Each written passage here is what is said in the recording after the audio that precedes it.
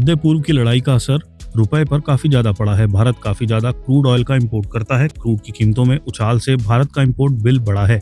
इससे current account deficit भी बढ़ा है। ऐसे में आरबीआई के लिए रुपए को गिरने से बचाना मुश्किल हो रहा है। केंद्रीय बैंक ने रुपए को सहारा देने के लिए कदम उठाया है, लेकिन इसका ज्यादा असर नहीं पड़ा है। आरबीआई ने पिछले हफ्ते रुपए को गिरने से बचाने के लिए बड़ा कदम उठाया। डॉलर के मुकाबले रुपए के गिरकर रिकॉर्ड लो लेवल पर आ जाने के बाद केंद्रीय बैंक ने ही कदम उठाया। उसने बैंकों के लिए डॉलर रखने की सीमा तय कर दी, लेकिन इस कदम का 30 मार्च को रुपए पर ज्यादा असर नहीं दिखा। शुरुआत में रुपए में मजबूती दिखी, लेकिन ये टिक नहीं सकी। दोबारा रुपए में दबाव आ गया। इकोनॉमिस्ट्स का कहना है कि इसकी बड़ी वजह क्रूड ऑयल के आयात पर भारत की निर्भरता है। भारत क्रूड ऑयल के सबसे ज्यादा आयात के मामले में दुनिया में तीसरे नंबर पर है।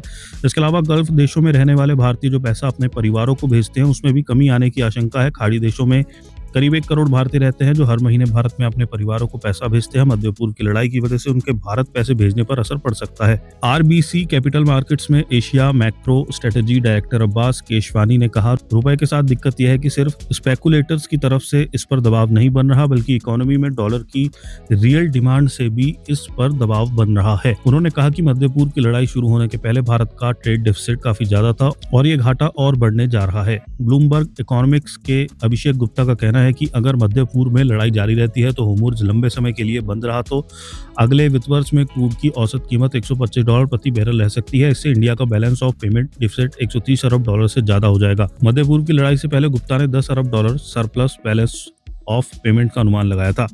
आरबीआई के डेटा के मुताबिक FY24 में balance of payment $63.7 Arab surplus था। FY25 में $5 अरब का डेफिसिट था। स्टैंडर्ड चार्टर्ड में इंडिया इकोनॉमिस्ट अनुभूति सहाय ने कहा, इस वित्त वर्ष में लगातार दूसरे साल इंडिया का बैलेंस ऑफ पेमेंट डेफिसिट में रहेगा। ऐसा पहले कभी नहीं हुआ। तीसरे साल बैलेंस ऑफ पेमेंट डेफिसिट में रहने का रिस्क बढ़ गया है। नया वित्त वर्ष 1 अप्रैल से शुरू हो रहा है। क्रूड ऑयल की कीमतों में उछाल की वजह से शांतनु सेन गुप्ता की अगुवाई वाले गोल्डमैन सैक्स ग्रुप इकोनॉमिस्ट ग्रुप ने 2026 में इंडिया की ग्रोथ के अनुमान को पिछले हफ्ते घटाकर 5.9% कर दिया। इससे 2 हफ्ते पहले उसने इसे 7% से घटाकर 6.5% किया था।